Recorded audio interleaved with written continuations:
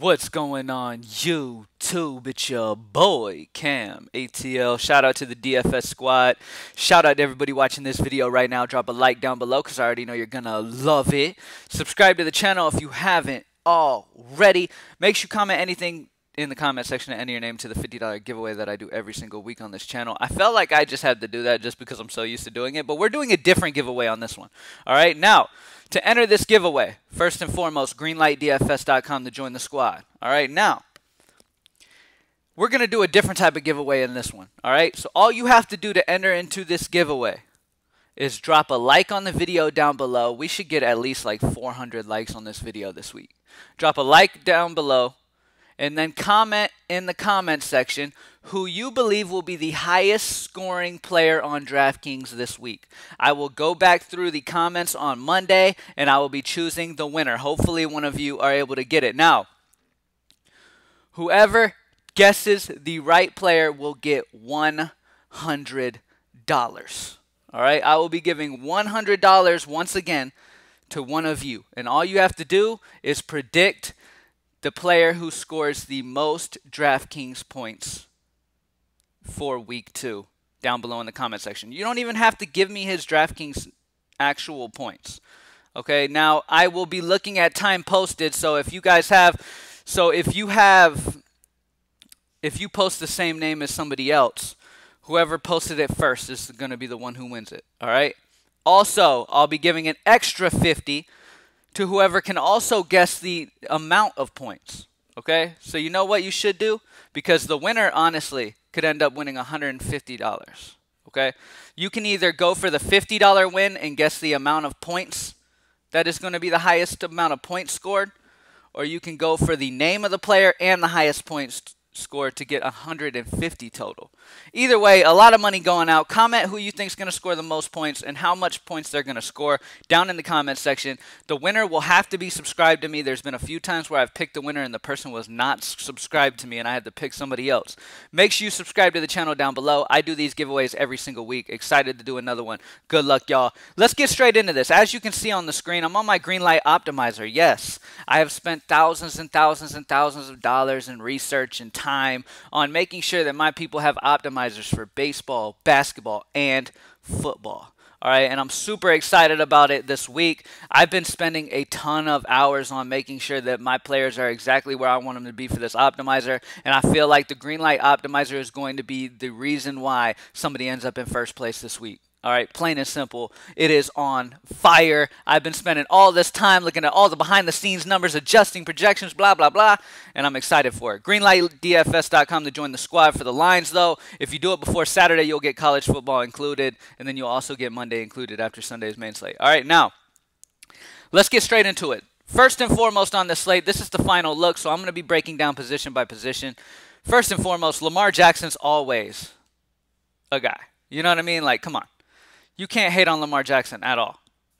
I mean, look at him. He's just the name in general. You cannot hate on Lamar Jackson. Now, in cash games, he is the safest. Like I said, the same thing for last week. He's the safest option on the board and the most upside on the board. Plain and simple. So if you can go with him, I would go with him. I haven't had a ton of issues going with him. So I love Lamar Jackson once again week 2. Now, if you want to save some money, my favorite option, as you can see, is Kyler Murray, right below him at 6-1. Now, first thing I want to say is the Washington defense looked amazing week 1. But at the same time, I take that with a little bit of a grain of salt. Yes, do I think Washington's defense is solid? Yes, they're okay. But also going against Carson Wentz just... he's one of the more overrated guys in the league, okay? And I'm sorry, Eagles fans. I know you guys love, Wentz and all that stuff. But I just hate when people talk about how Wentz is this big guy, like this amazing quarterback, because he's just not. Year after year, he's either hurt or making mistakes, okay? And it's plain and simple, all right? Now, any defense can look good against the Eagles' offense when they're turning the ball over a million times. Kyler Murray and company is just, this offense is just way too good. Okay, plain and simple. Kyler Murray can do it with his feet. He can find an open spot. He can buy time for these guys to get open. At the end of the day, this field is full of professional athletes. Okay, if you give them enough time, they'll get some room from their defender. Okay, they're not going to be locked down the entire time. If Kyler Murray buys enough time, they're going to be open, especially a guy like DeAndre Hopkins. Nobody in the league, even if they're glued to him, can stop him from catching the ball. So Kyler Murray, DeAndre Hopkins is a fantastic duo this week. I love Kyler. If you're not wanting to go Lamar Jackson and you're wanting to go like a cheaper route, and I'm going to talk about some other guys that I really, really love as well. Let me just go to quarterback in general. I'm going to talk about some other quarterbacks that I love as well. But Lamar Jackson, if you're not spending all the way up for Lamar Jackson, Kyler Murray is another fantastic option. That price at 6-1, with what he can do on his feet and his new weapon in DeAndre Hopkins, he's going to have a fantastic season. And I'm excited for it. And yes, Washington's defense looked solid. But at the end of the day, I still think this is playable at 6-1. Now, Dak Prescott and Matt Ryan are the next two that I want to talk about. I love this. In a dome in Dallas, I love this situation here. I mean, for both quarterbacks. All right, both quarterbacks are in great spots. Both of these defenses gave up a ton of yards through the air week 1.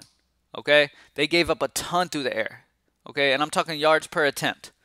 Okay, per play, they were giving up a lot through the air, both of them. So both of these guys are playable. Okay, as you can see, I have Dak slightly ahead of Matt Ryan, but it's very close. And pretty much I gave Dak the edge slightly because he's at home in Dallas here, and he gets to go against Atlanta defense that, in my opinion, is worse than Dallas's defense. Plain and simple. But you can go with either one of these guys. Both of these guys I love. Like I said, both defenses struggled stopping plays through the air. Both of these guys are very solid options. All right. Now, we've also, after that, now I got to talk about Patrick Mahomes. I haven't had a ton of Mahomes in my builds so far, solely on the fact that I have some other guys. Like in my core for quarterbacks this week, it's Lamar Jackson, Kyler Murray, Dak Prescott, or Matt Ryan. Like, those are the guys that I've been going a lot of this week, solely on the fact that I think Dallas-Atlanta is going to be a tough game, a close, competitive game.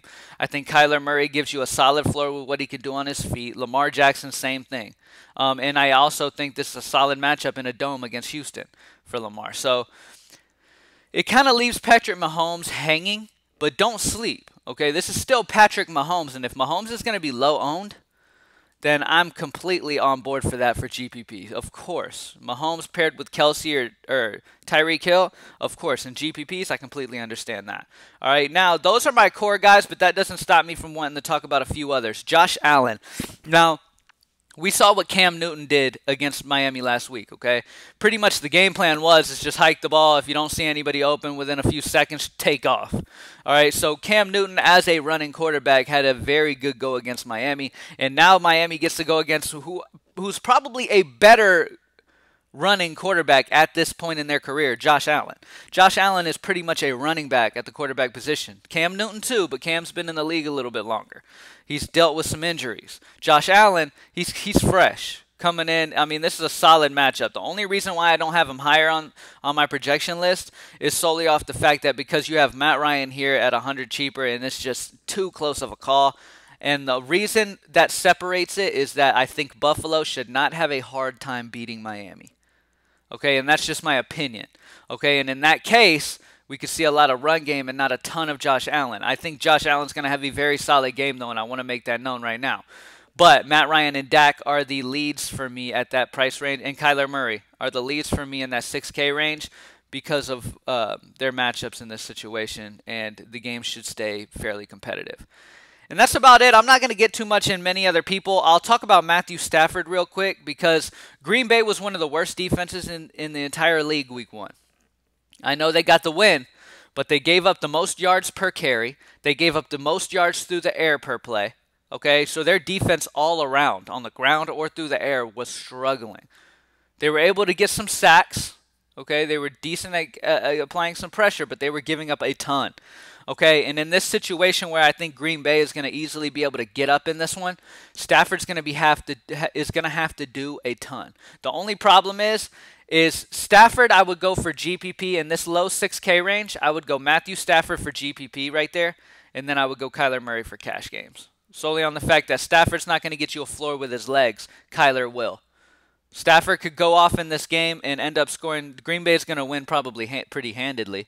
But at the end of the day, Detroit seems to always be behind and have to air it out a ton. So going Matthew Stafford and pairing him with one of his pass catchers is completely fine to me. All right, let's switch over to running back. All right.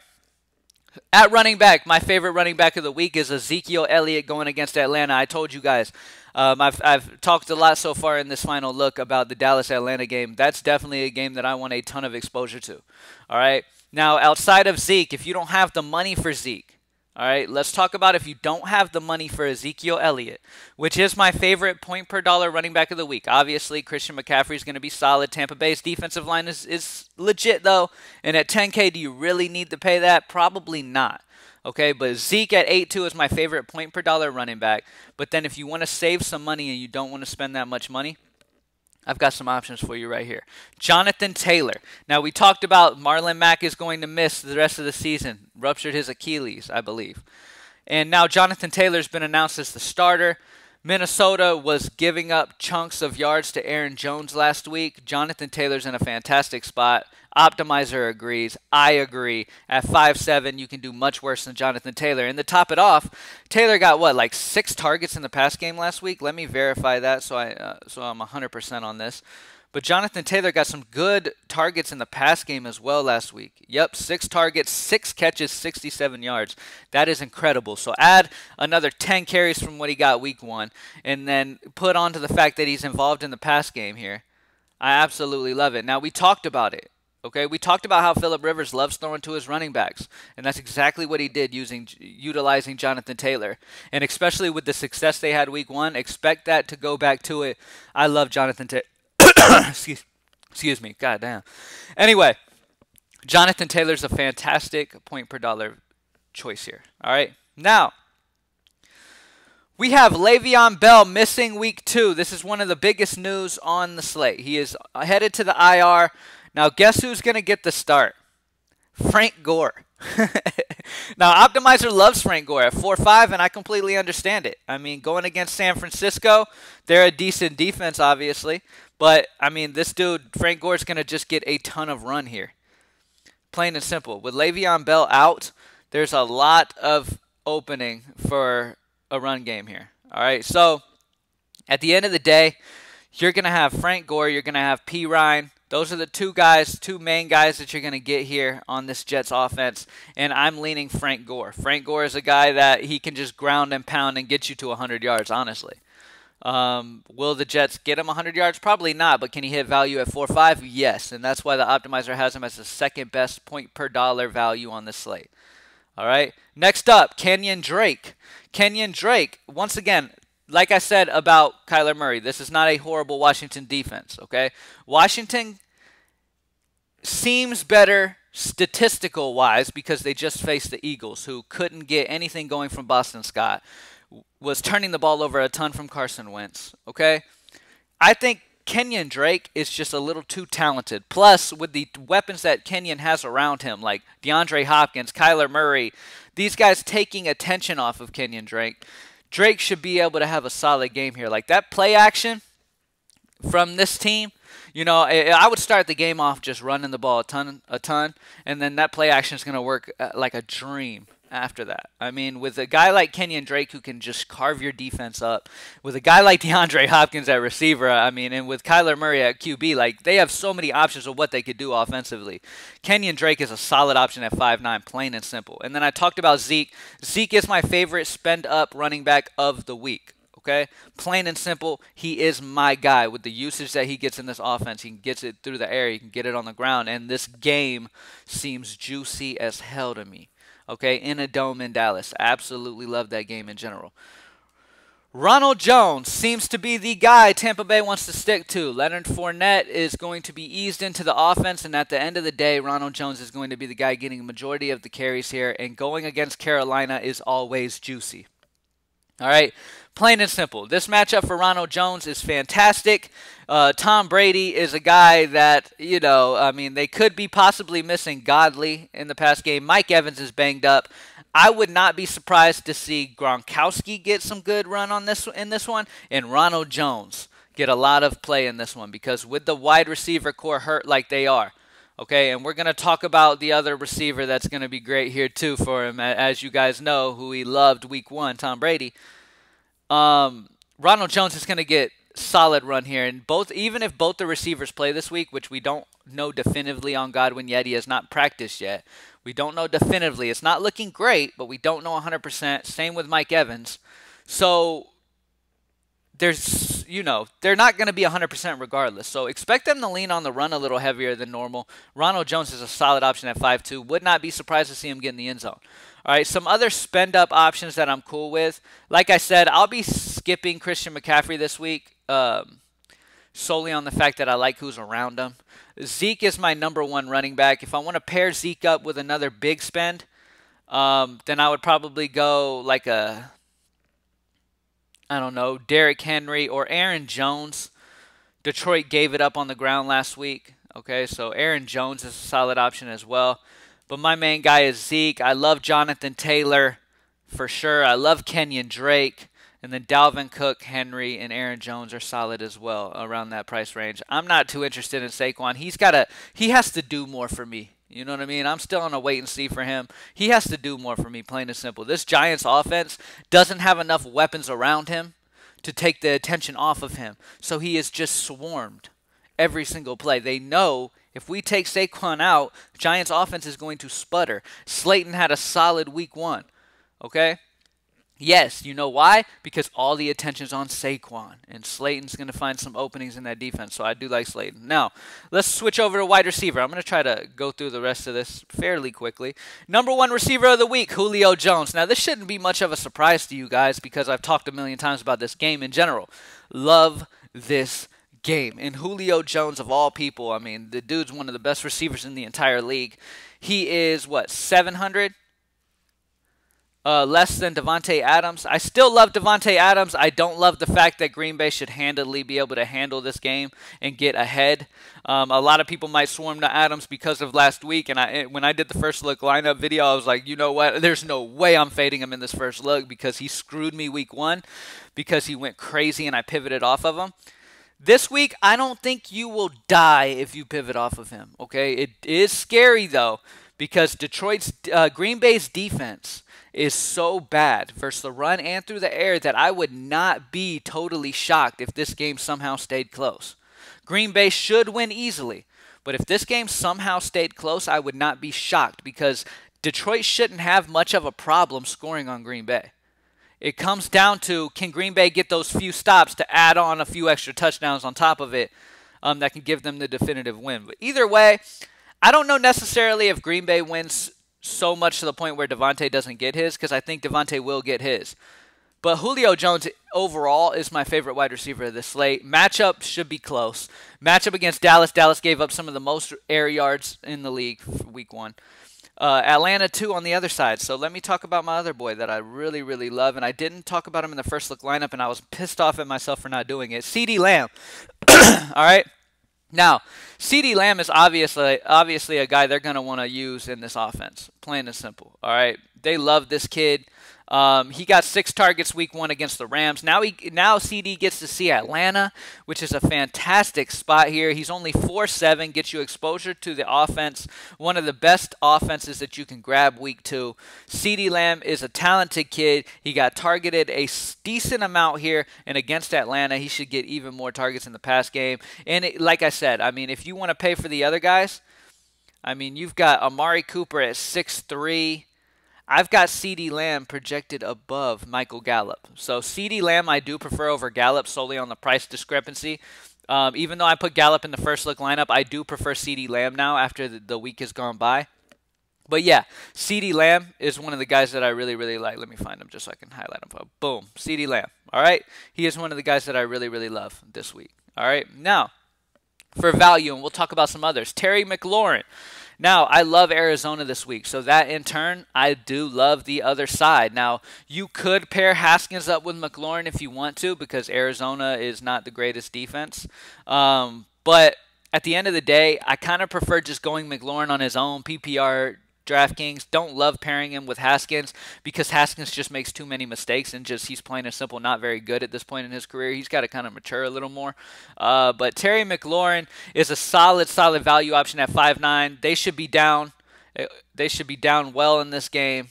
I would expect them to be down pretty decently here and have to throw a lot. plain and simple, this game script's going to be Washington's going to have to throw a lot. Terry McLaurin is going to get the targets, and at 5'9", I think he's a solid option as well. Another guy, Amari Cooper. Obviously, I love him as well with CeeDee Lamb. I'm fine. Both of these guys are the main targets I want to go with. Amari Cooper, Julio Jones, CeeDee Lamb as the receivers in that game. DeAndre Hopkins, I have to talk about him, obviously. If you end up going Kyler Murray and don't want to go Lamar Jackson, you want to save some money, you just can't, you're not loving what you're getting with Lamar, you want to save some money and you go Kyler, yes, you probably should go DeAndre Hopkins over Julio straight up if you're doing that. All right? Now, do I think Julio's going to score more points than DeAndre Hopkins week 2? Yes, in my opinion. Yes. Okay, so straight up, and he's 300 less, I like him more. But if you play Kyler Murray, yes, I like DeAndre Hopkins more because you need to pair those two up for sure. Especially with the amount of targets that Hopkins got week 1. Of course, yes, pair them up. Adam Thielen is up there on my list of receivers, as you can see. Love him. DJ Moore. Allen Robinson II is another guy you want to pay attention to. Cortland Sutton, see how he ends up going, if he ends up playing or not. Juju had a great week 1. Let's look at value in general. Let's sort for value in general, see what the optimizer loves. Optimizer loves CeeDee Lamb, number 1, best value on the slate at wide receiver. Terry McLaurin, number 2. Paris Campbell had a great, solid week 1. Love Paris Campbell. Rivers obviously love targeting him at 4.5, great value. Dontrell Inman is a sleeper value at 3.5 with the optimizer. We've got Amari Cooper. Also here in the value, Deontay Johnson I talked about in the first look video. All solid options. Now, let's talk tight end. Top value option at tight end is going to be Chris Herndon, same as last week, and Logan Thomas. Like I said before, Arizona struggles versus tight ends. They have for years. Maybe they've gotten it sorted out this week. Maybe not. Who knows? But Logan Thomas and Herndon are the value guys that you can go with here on this slate. If you're wanting to spend up at tight end, number 1 has got to be Travis Kelce, obviously. And then you've got Mark Andrews. If you're going Lamar Jackson and you want to spend up at tight end, you need to pair him with Mark Andrews. Great option. On the other end, you've got Tyler Higbee, a solid option, and Hunter Henry I like a lot. I like Hunter Henry a ton here because at the end of the day, they should be down big against Kansas City. I think Kansas City wins this game pretty easily here, and I think the Chargers are going to have to throw a lot here against KC. Hunter Henry got 8 targets last week, so Tyrod Taylor's really wanting to, check it down a lot. So I really like Hunter Henry here in this one. It's a solid option, and I will definitely be having some exposure to Hunter Henry. Point per dollar, he's one of my favorites, okay, on this slate. Hunter Henry, playing catch-up against KC, I definitely love him. And that's it. I'm either spending up for Kelce, Mark Andrews if I want to pair him with Lamar, Hunter Henry, or I'm going to spend all the way down and just punt it with Herndon or Logan Thomas. Either one is fine. All right, now let's talk about defenses. My top defense of the week, as you can see on the optimizer, is the Pittsburgh Steelers against Denver, and then I got the Buffalo Bills at 3.9. Now, point per dollar wise, it is the Tampa Bay Buccaneers going against Carolina. Completely understand this. Tampa Bay's defense did get shredded up pretty well against New Orleans, but Tampa Bay I could see having a solid game here against Carolina because at the end of the day, if you zone in on McCaffrey and that defensive line can get some sacks and stuff for you, Buccaneers have a solid defensive line. They can get some sacks for you. If they're able to hold down the fort and not let Christian McCaffrey carve them up too bad, they should have a solid performance. And at 2.9, they're a solid value option against Carolina as well. Let's see, point per dollar total. The optimizer loves, yes, number 1's Buccaneers, number 2, the Jets, if you're going to completely punt. Next up, the Giants, the Rams, all solid options for defense. My number 1 is going to be the Buccaneers against Carolina. That's who I like the most as of right now, just if I'm going to spend down. But there's like you could go the Rams against Philly. You know that Wentz and company is going to make mistakes and turn the ball over a few times. So they're a solid option. But yeah, Buccaneers, Jets, Giants is like cheap value, guys. Trubisky also is not a fantastic quarterback. He had a solid week 1, but we know the type of quarterback he is, and he makes mistakes. All right, so to sum it all up pretty much, at the quarterback position, my favorite overall quarterback, this should not come as a surprise, is going to be Lamar Jackson. Point per dollar, it's going to be Kyler Murray, and then I love Dak Prescott and Matt Ryan in that game. Running back, Zeke is my number 1, and then Jonathan Taylor, Kenyon Drake, Aaron Jones, love those guys. If you win this, yeah, those are my main dudes. Wide receiver, Julio Jones, DeAndre, Devontae, McLaurin. Ton of wide receiver options this week. Good luck on that one. Like I said, though, if you spend up, Julio is my number one. If you go Kyler Murray and you do save that money off Lamar, I would suggest pairing him with Hopkins. There's nobody on Washington who can stop Hopkins. The only risk you run is Arizona getting up too big and it being a lot of Kenyon Drake. But either way, if they get up too big, it's because of DeAndre and Kyler. Let's be real. Now, tight ends, pretty much I'm either punting for Herndon or Thomas, or I'm spending up for Kelsey or Hunter Henry, and then defense, you know, whatever you want. Buccaneers is my number one. All right, thank you guys for joining me as always. Good luck week 2. GreenlightDFS.com. Join the squad, and I'm out. Peace.